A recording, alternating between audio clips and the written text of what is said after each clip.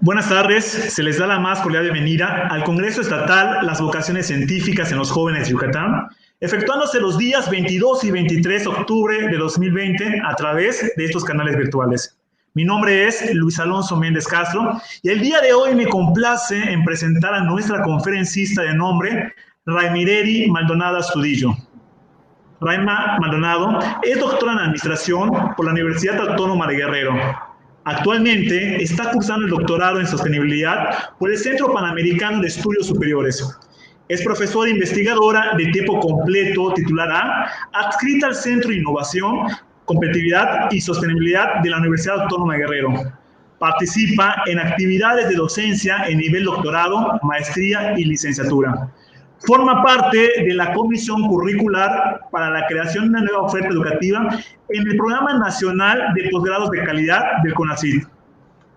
Es integrante del Núcleo Académico Básico de la Maestría en Competitividad y Sustentabilidad y es integrante del Cuerpo Académico Consolidado Comportamiento, Competitividad y Sustentabilidad Organizacional. Cultiva las LGAC, Gestión de la Innovación y Competitividad de los Servicios Empresariales y Agroindustrias y Sustentabilidad de los Procesos Productivos. Participa en la organización de diversos eventos académicos en vinculación con el sector productivo, entre los que destaca el comité organizador en las ediciones 2017, 2018 y 2019 del Congreso Internacional de Innovación, Competitividad y Sustentabilidad y la Expo Enlace Empresa, Academia, Gobierno y Sector.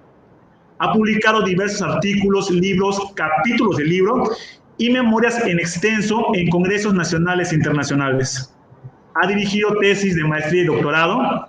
También ha participado como evaluadora de artículos en revistas y congresos, así como miembro del Comité de Evaluadores PRODEP. De igual forma, participó en proyectos con financiamiento. Realiza trabajos de capacitación, intervención y consultoría en diversas organizaciones de los sectores productivos, gubernamentales y académicos. Escuchemos con mucho respeto y admiración a la doctora Raima Maldonado y su conferencia magistral La innovación en las empresas en México. Muchísimas gracias, maestro Luis. Muchas gracias por esta presentación. Y bueno, déjenme compartir la pantalla. ¿Será que me puedan apoyar a compartir la pantalla? Muy bien, muchas gracias. Pues un saludo especial a los jóvenes de la Universidad Tecnológica Metropolitana. Un saludo también muy especial a la doctora Karina González. Para mí realmente es un privilegio el poder compartir este espacio con ustedes. Y sobre todo porque estamos viviendo un momento de cambio que requiere una transformación radical de paradigma, de modelo socioeconómico, que nos permite entrar a una nueva era, a una mejor era. Por eso es que les preparé esta presentación sobre la innovación en las empresas en México, pero innovación a la altura de la gravedad de nuestra realidad, es decir, con una mirada sostenible. Y bueno, ustedes lo saben, más aún ante la actual crisis sanitaria y financiera derivada del coronavirus. Que en realidad, muchachos, el coronavirus representa solamente esta punta del iceberg de la gran emergencia climática. Y miren que en esta película no solamente somos espectadores, sino que también nos ha tocado ser protagonistas de un momento histórico y decisivo para la vida en el planeta y particularmente para la humanidad. Y bueno, con este complejo escenario es que los invito a que reflexionemos juntos a lo largo de esta presentación en torno a 3 momentos. El primero, que me acompañen a analizar el pasado tratando de encontrar elementos que nos permitan comprender cómo es que hemos llegado a esta emergencia climática. Después, que me acompañen a analizar el presente, tratando de encontrar una luz en el camino que nos permita conocer cuál es nuestro objetivo global y local. Y finalmente, tratar de anticiparnos al futuro para encontrar oportunidades que permitan a las empresas contribuir a este objetivo a través de la innovación.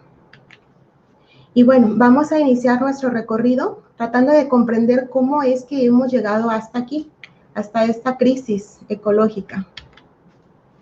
Ese problema sabemos que pues no es reciente, ya es un problema que lleva más de 50 años.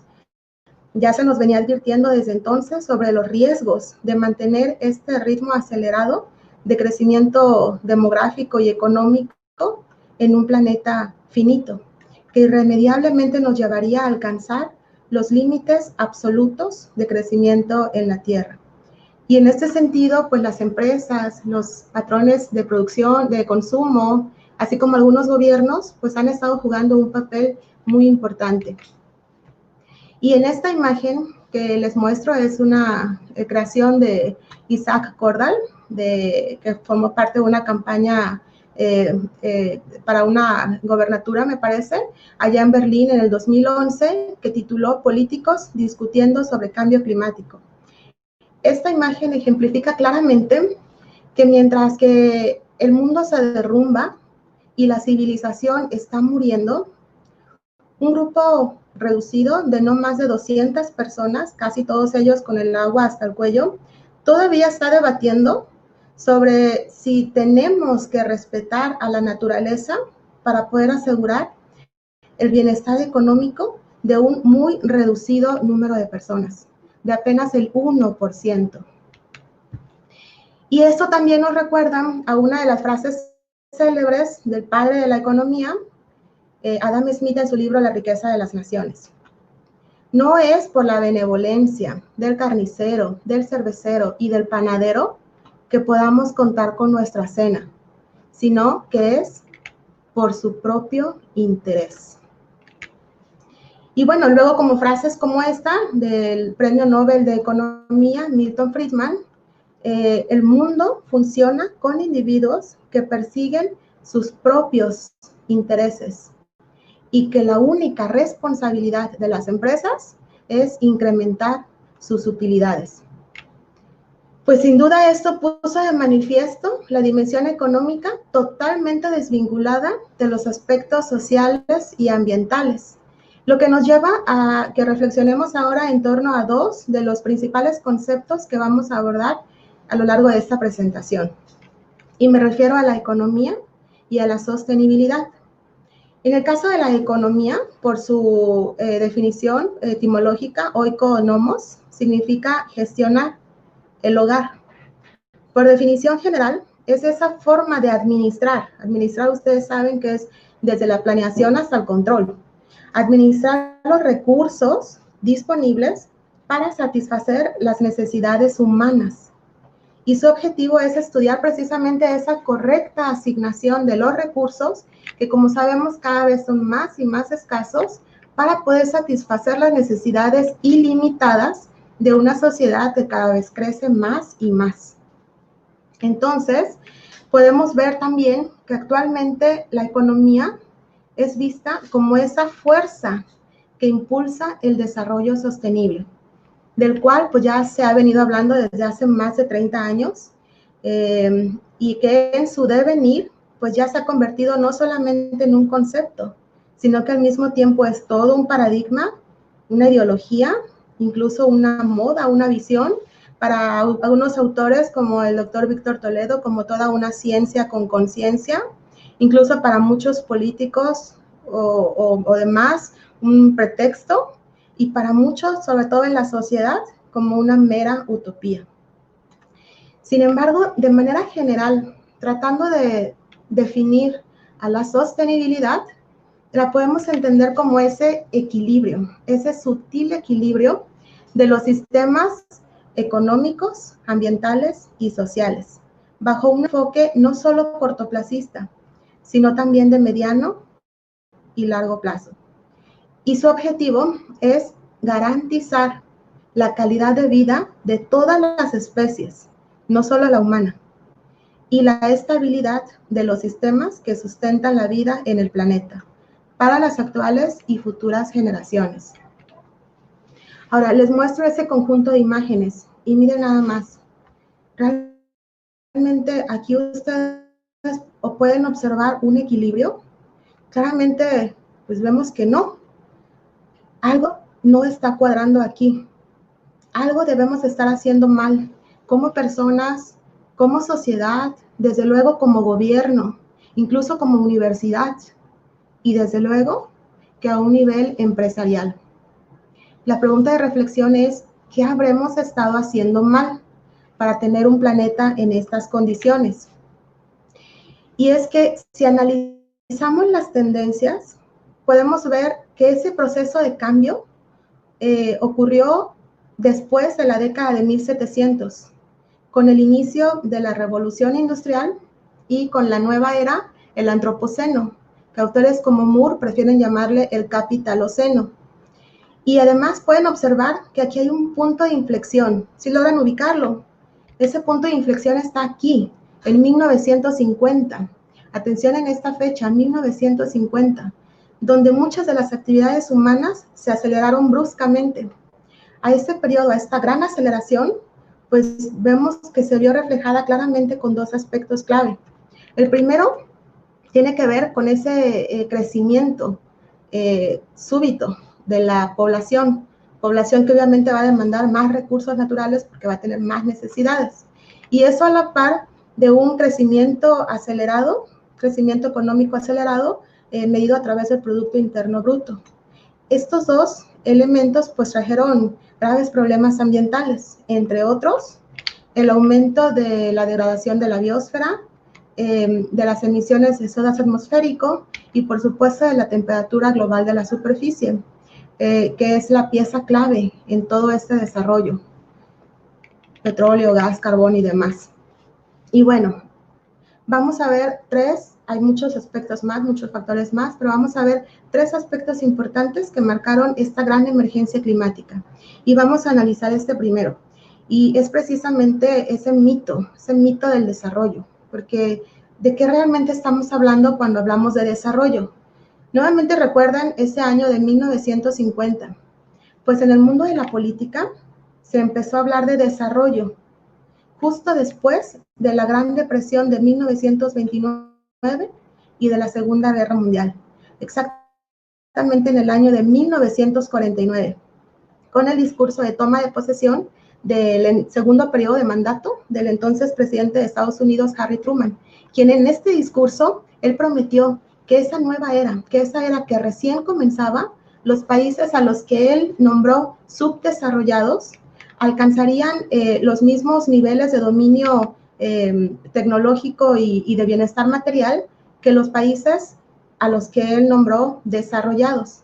Desde luego, ustedes saben, esta fue una falsa promesa, porque las acciones que toman los gobiernos con este discurso de que están desarrollando a sus países, pues obviamente tiene costos y beneficios y no se distribuyen de manera igualitaria, equitativa, porque mientras que algunos reciben los privilegios como agua, luz, confort y demás, otros cargan con los costos, traducidos en pérdida de biodiversidad, salud por contaminación, impuestos y en general toda su forma de vida. ¿Qué quiero decir con esto? Que bajo este paradigma de desarrollo, la desigualdad aumentó y los destrozos ambientales hoy ponen en riesgo incluso nuestra sobrevivencia en el planeta. Ahora, vamos a analizar un segundo hecho importante y ese tiene que ver cuando los gobiernos empezaron a promover de manera activa el consumo como una vía para el desarrollo. Estamos ahora en 1955. Estados Unidos, por ejemplo, que era un país que había desarrollado una enorme capacidad productiva orientada a la guerra y que entraría en recesión al término de la Segunda Guerra Mundial, es que apoyó los consejos del economista y analista de mercados Victor Lebow, quien de manera intencionada fomentó altos niveles de consumo como una buena solución para afrontar esta situación. Y recuerden, todavía con el recuerdo fresco de la Gran Depresión. Él decía, nuestra economía, enormemente productiva, requiere que hagamos del consumo nuestra forma de vida, que convirtamos en un ritual la compra y el uso de bienes, que busquemos nuestra satisfacción espiritual, nuestra satisfacción del ego en el consumo.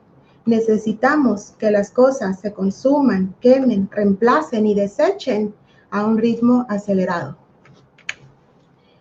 Hasta antes de esa fecha, los productos se fabricaban para durar y para repararse.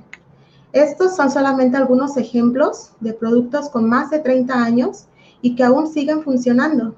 Si tienen a sus papás o abuelitos ahí con ustedes, pregúntenle si aún conservan alguno de estos. Pero para poder cumplir con ese propósito de consumir, reemplazar y desechar, es que de manera abierta los diseñadores industriales de aquella época pues diseñaban productos que parecían buenos, que por lo tanto inducían su compra y que de manera deliberada en muy poco tiempo introducían algo que hacía que esos productos pasaran de moda, obsolescencia percibida, se desactualizaran, obsolescencia funcional, o bien se volvieran obsoletos pronto, obsolescencia programada. En suma, surge este concepto de la obsolescencia planificada o planeada.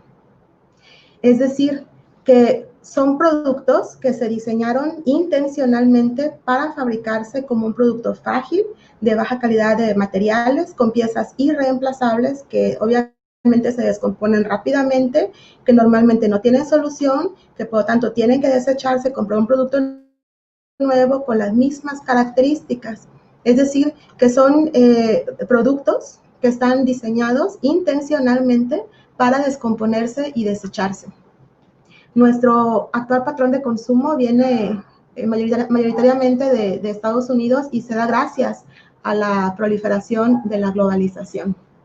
Y bueno, esto se traduce en que México encabece ese ranking de los países que más basura genera en Latinoamérica.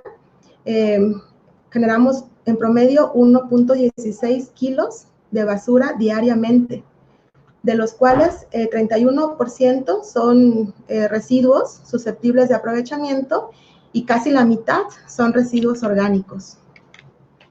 Y bueno, vamos a ir a otra fecha, al 2010, vamos con un tercer momento y pongámosle nuevamente nombre y apellido a los culpables. Pues Tim Dickinson escribió un artículo en esta revista, Rolling Stone, y ahí él develó a los que él consideró los peores enemigos del planeta dentro de esta batalla sobre el calentamiento global. Y él los llamó los asesinos del clima.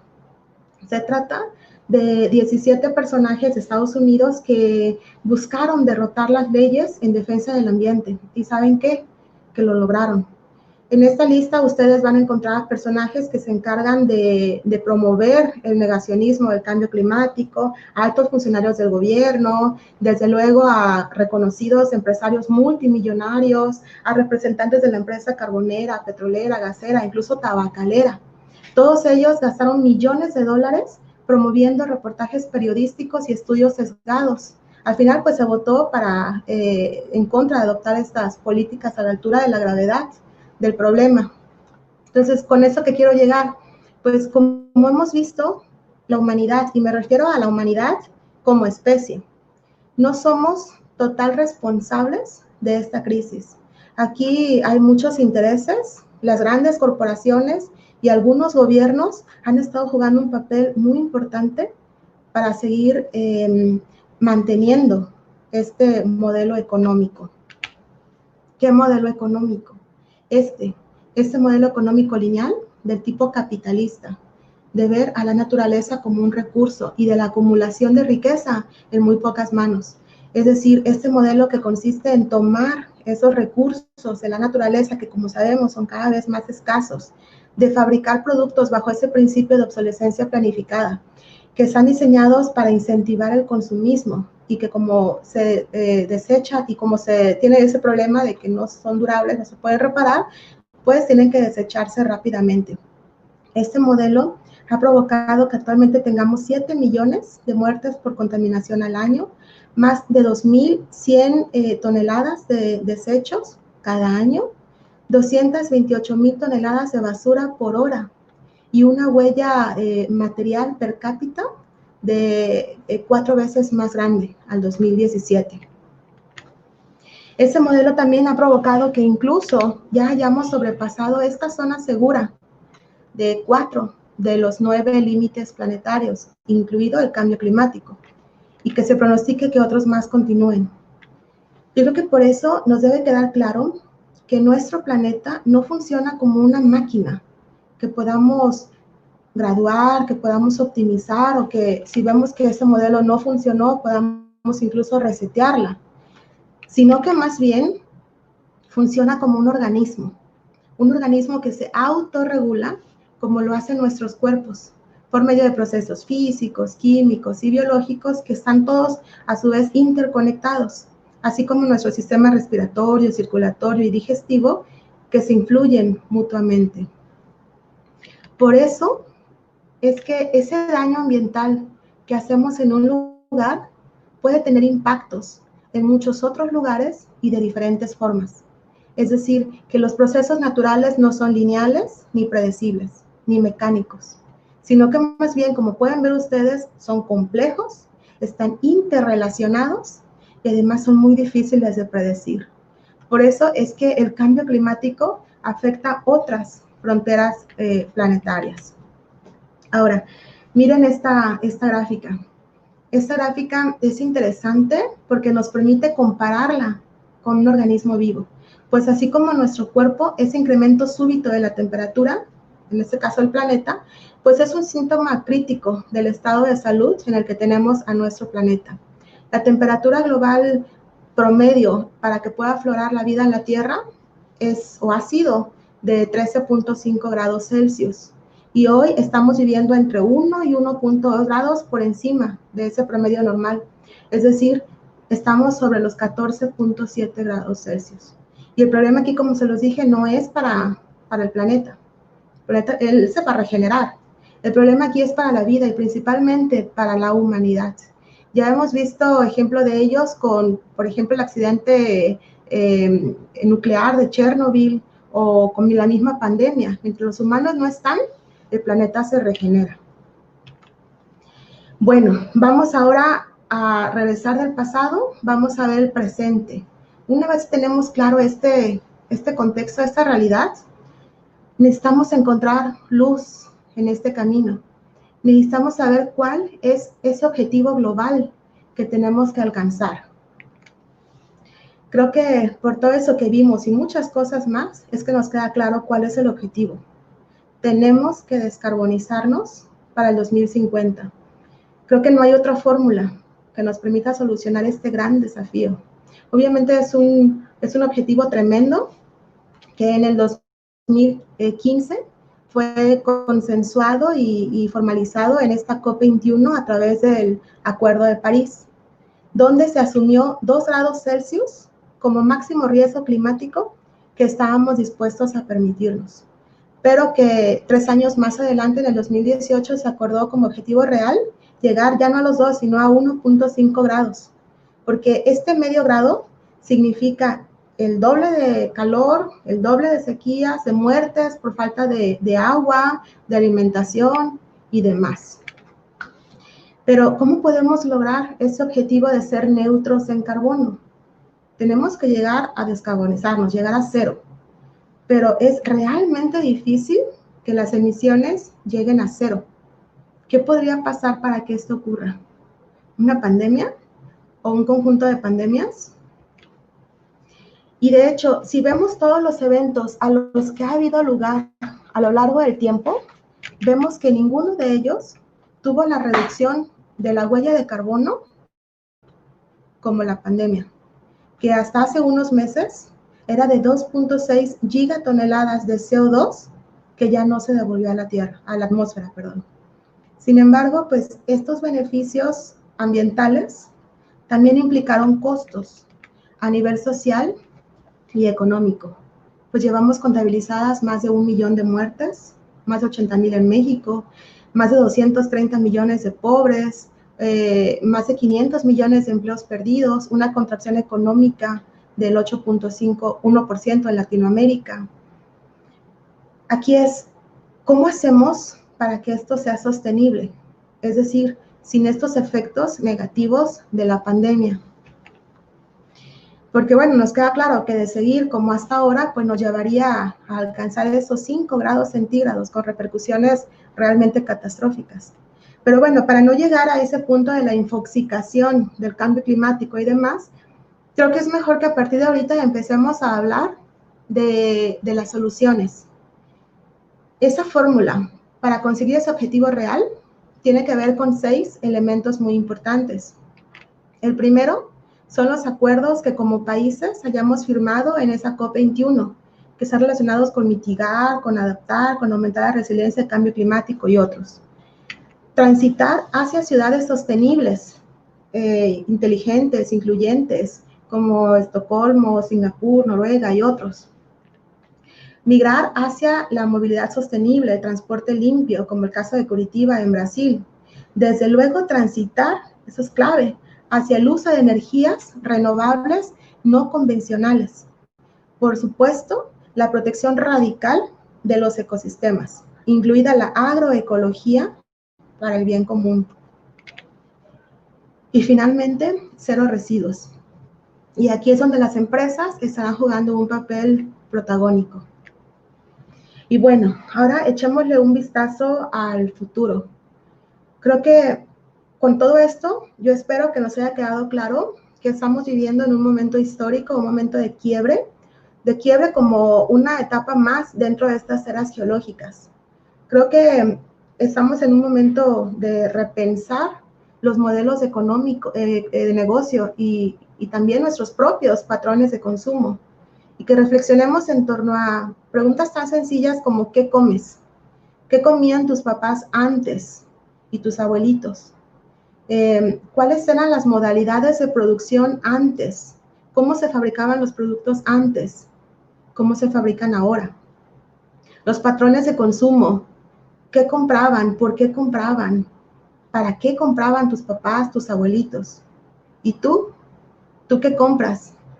¿Cada cuánto tiempo compras? ¿Qué compras?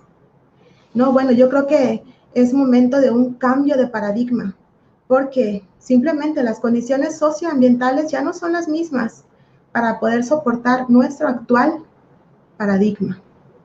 Creo que ya es momento también de transitar de las 3 R's a ir pensando en las multi-R's, desde el repensar, rediseñar, refabricar, reparar, etc.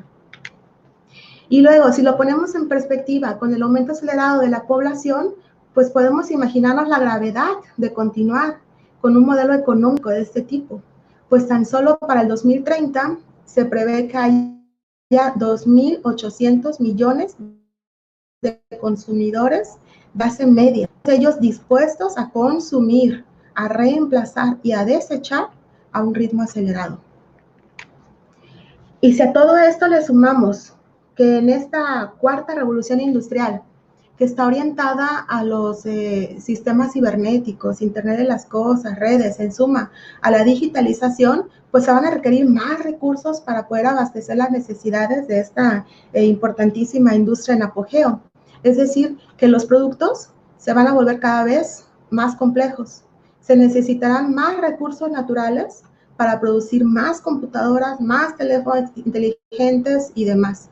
Por eso nuevamente es un momento de cambio, de cambiar hacia otro modelo socioeconómico del tipo transformador y regenerativo, como por ejemplo cambiar quizás hacia la economía circular. Y cuando hablamos de cambio, hablamos de innovación. Si ustedes buscan publicaciones, van a encontrar muchas definiciones de innovación y muchas de ellas aluden al manual de Oslo, que la define, la versión 2005, como la implementación de un producto o bien un proceso o bien un método de comercialización organizativo nuevo o que difiera significativamente de los anteriores y que además sea útil, sirva para alguna unidad, no necesariamente una empresa. De manera general, la innovación es todo cambio, no solamente tecnológico, basado en el conocimiento, ya no solamente científico, y que además genere valor, no necesariamente valor económico, también puede ser valor social o incluso ambiental. Cuando se refería a la innovación, Schumpeter la veía como esa fuerza que dinamiza a la economía. El padre de la administración moderna, Peter Drucker, la veía como una herramienta de explotación del cambio, como una oportunidad de negocio.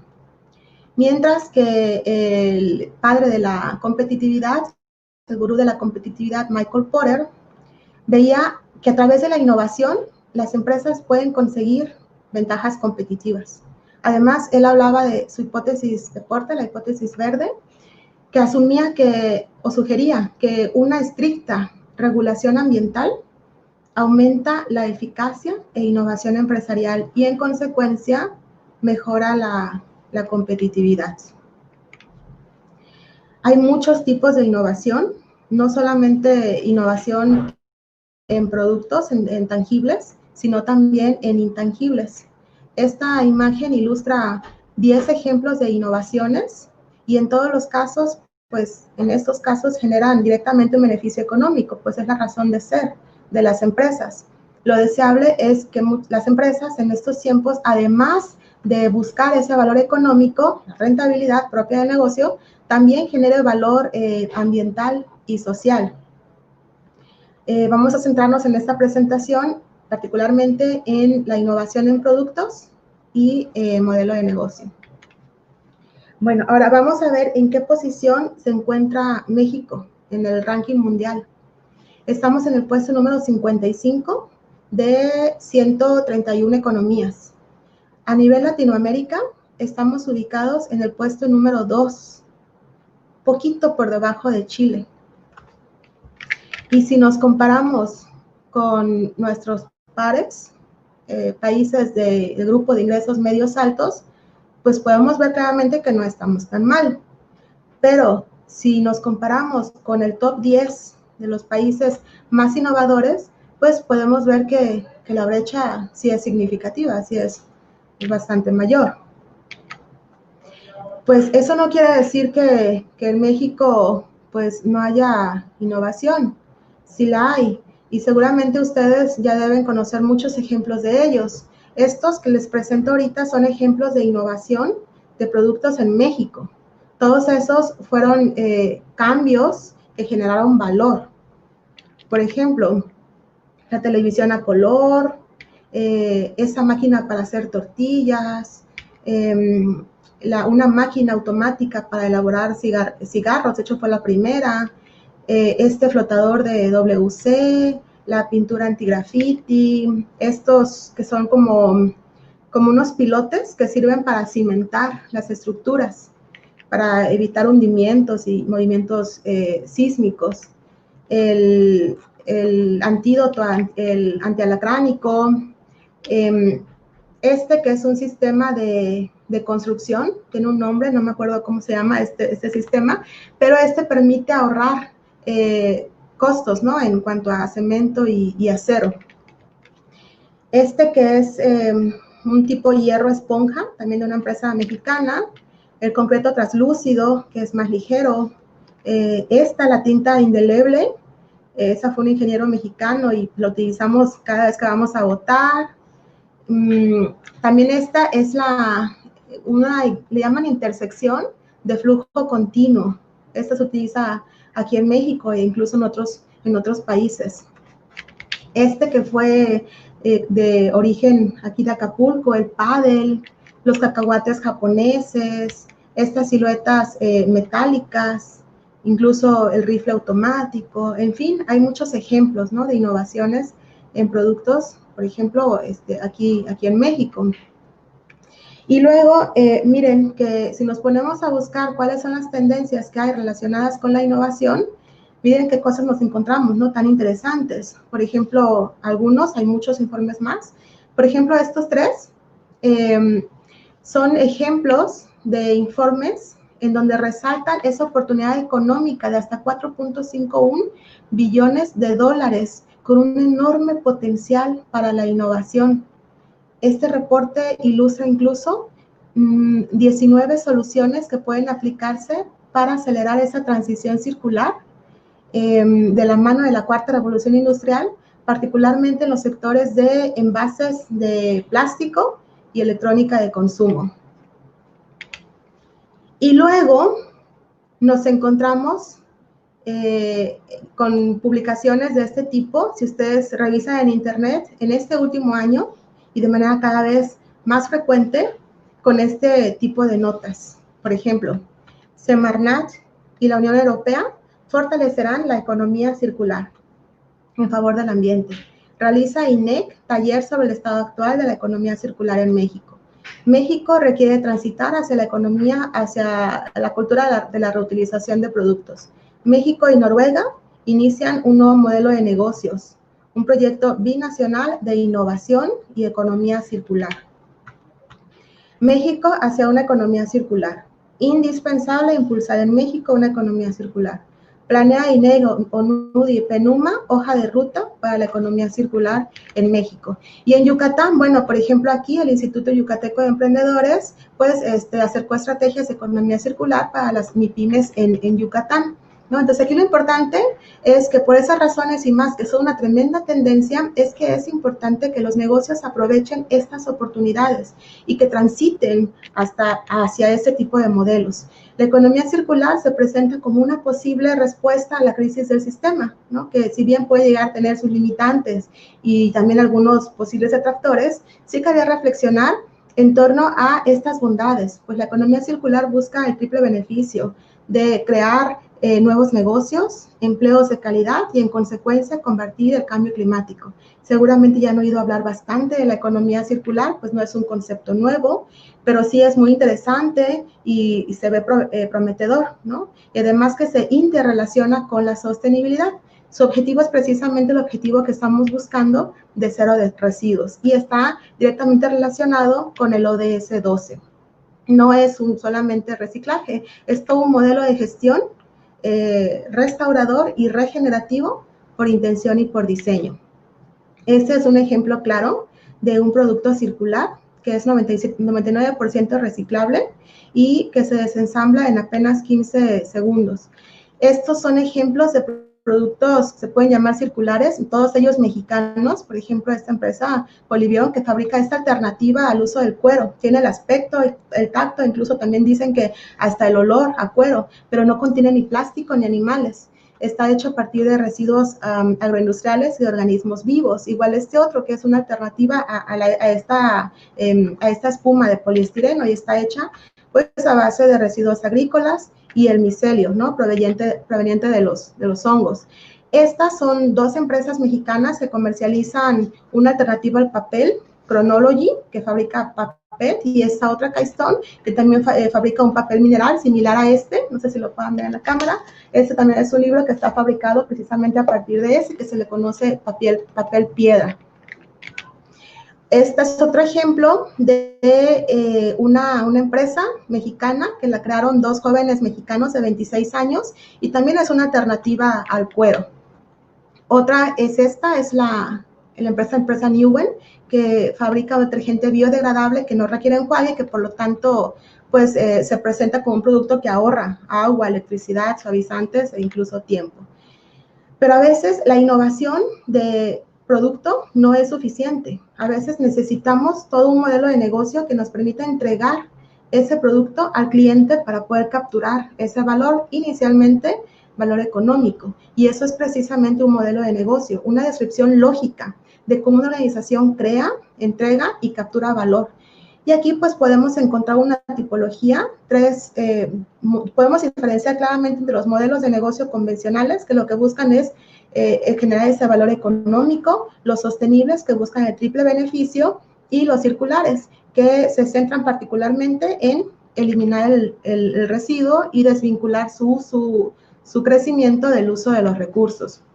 Todas las empresas tienen un modelo de negocios de manera explícita o implícita. Aquí lo importante es que pensemos, ¿no? Más allá, que pensemos en la sostenibilidad en los modelos de negocio. Y, bueno, transitar de una economía lineal hacia una economía, por ejemplo, esta de tipo circular, y más viendo a esta crisis por COVID-19 como una buena oportunidad de la mano de la industria 4.0 y con miras a la industria 5.0. Para ello hay muchas herramientas que nos permiten diseñar o validar modelos de negocio orientados hacia la sostenibilidad, Esta es solamente una de ellas, esta está enmarcada en la economía circular y como muchas otras, pues está basada también en la representación gráfica del Canvas de Osterwalder, pero que además cubre esa brecha relacionada con las anticipaciones sociales y con las oportunidades circulares. Hay muchas oportunidades circulares en relación a este tema y yo creo que voy a ir a la última, ya para cerrar esta presentación. Creo que lo interesante aquí es que deseamos la misma visión que tiene Bob Pillar, es un mundo sostenible en el que las personas y las empresas prosperan dentro de los límites de la naturaleza. Utópico, ¿no creen? Y bueno, esta frase que se le atribuye a Eduardo Galeano: la utopía está en el horizonte. Camino 2 pasos, ella se aleja 2 pasos. Y el horizonte se corre 10 pasos más allá. Entonces, ¿para qué sirve la utopía? Para eso, sirve para caminar. Bueno, muchas gracias.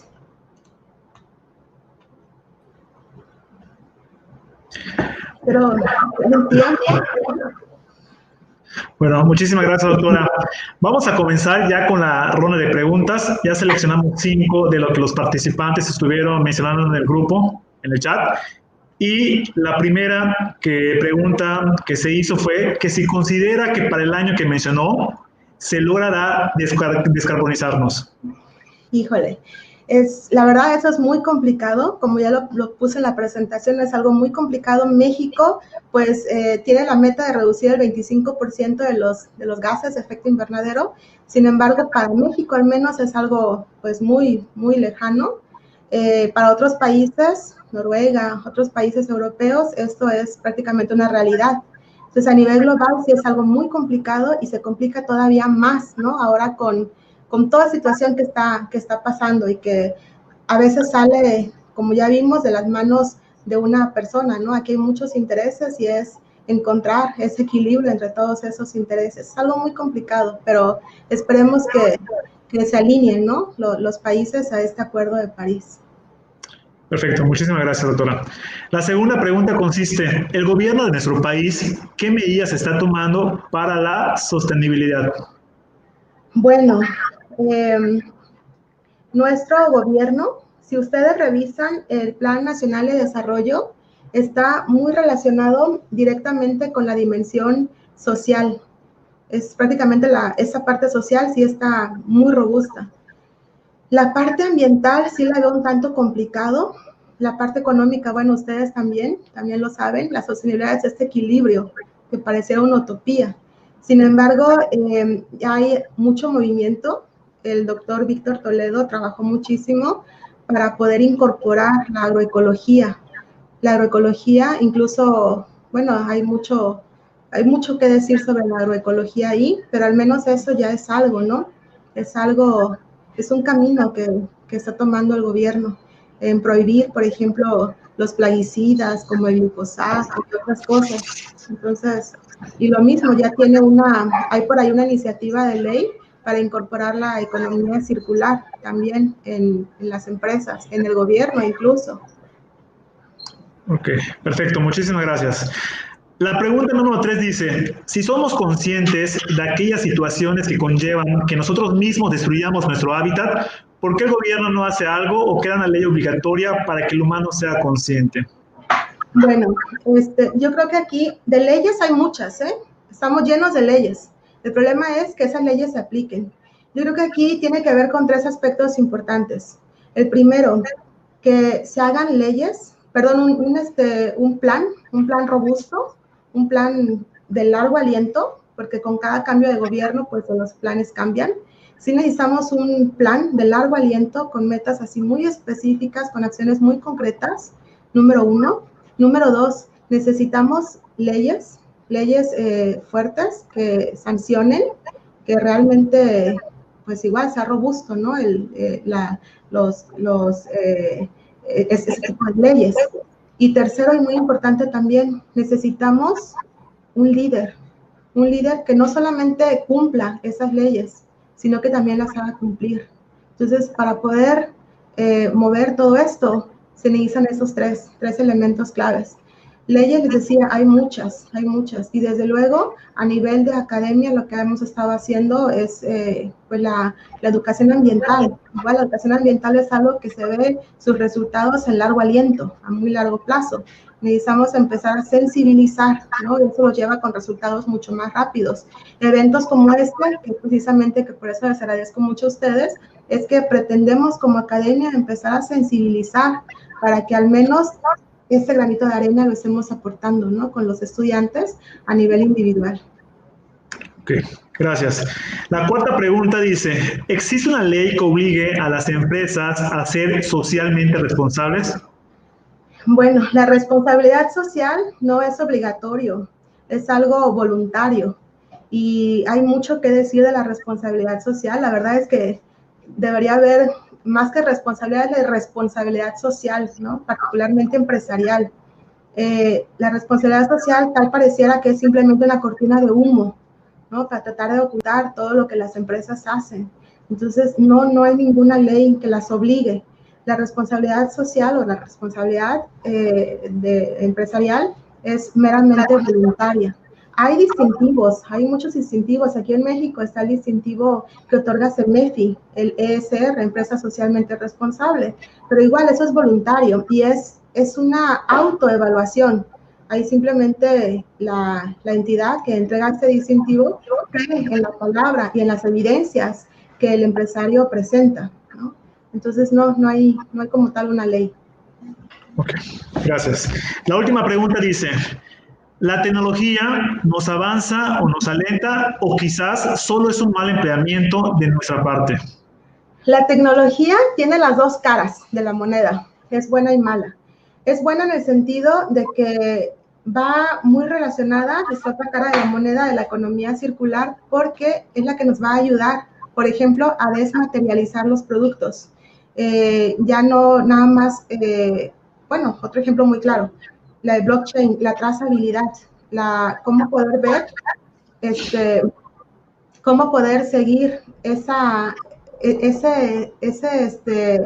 línea, ¿no? Que siguió el producto, cómo poder ver qué proceso siguió. Eso, por ejemplo, ahí es el blockchain, por ejemplo, incluso las mismas plataformas virtuales, esa misma plataforma que estamos utilizando nosotros ahora, nos está permitiendo que en lugar de ir físicamente hasta Yucatán, que ocupemos transporte, que quememos carbón, nos está ayudando así, aún así sigue quemando carbón, pero bueno, no es tanto, ¿no? Sí ayuda mucho a combatir el cambio climático. Ok, muchísimas gracias. Bueno, chavos, pues agradecemos a nuestra conferencista el importante tema abordado y a todos ustedes por conectarse. Muchísimas gracias y los invitamos a seguir conectados y a participar en nuestros demás eventos. Muchas gracias. Hasta luego.